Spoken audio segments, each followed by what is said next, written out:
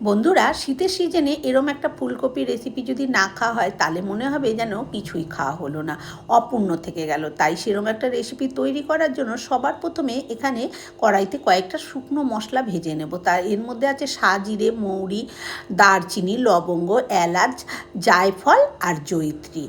আর এদিকে আমি একটা মশলাও কিন্তু বেটে নিচ্ছি, কাজু, চারমগজ, কিশমিশ আর দিয়েছি হচ্ছে পোস্ত। এবারে কড়াইয়ে সাদা তেল গরম করে এরকম কপিগুলো দেখুন ডুমো ডুমো করে কেটে নিয়েছি, সামান্য একটু লবণ দিয়ে কপিগুলোকে একটু ভেজে তুলে নিচ্ছি। ওই তেলের মধ্যে 1 চামচ ঘি দিয়ে দিলাম। ঘিটা ভালো মতন গলে গেলে 2খানা শুকনো লঙ্কা আর কয়েকটা গোলমরিচ দিয়ে দিয়েছি। এবারে যে মশলাটা করে রেখেছিলাম, কাজু, চারমগজ, পোস্ত আর কিশমিশ, সেই মশলাটাকে দিয়ে শিল ধোয়া জলটাও দিয়ে দিলাম।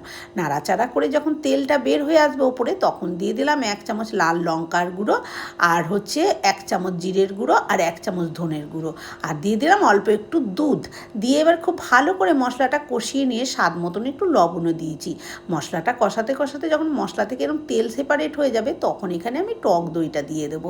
টক দইটা দিয়ে আবার ভালো করে কষিয়ে নেবো, আর 1 চামচ দিয়ে দেবো চিনি, স্বাদটা ব্যালেন্স করার জন্য।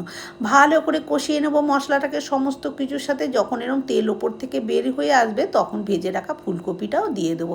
গ্যাসের আঁচটা এই সময় আমি একদম লোতে করে দিয়েছি। দিয়ে মশলার সাথে কপিটাকে 3-4 মিনিট এইভাবে লো আছে ভালো মতো নাড়াচাড়া করে কষিয়ে নেব। তারপরে দিয়ে দেব অল্প করে জল, দিয়ে এবারে একটু নাড়াচাড়া করে দেব কপিগুলোকে খুব ভালো করে। দিয়ে এবারে এইটাকে পুরো ঢাকা দিয়ে দেবো।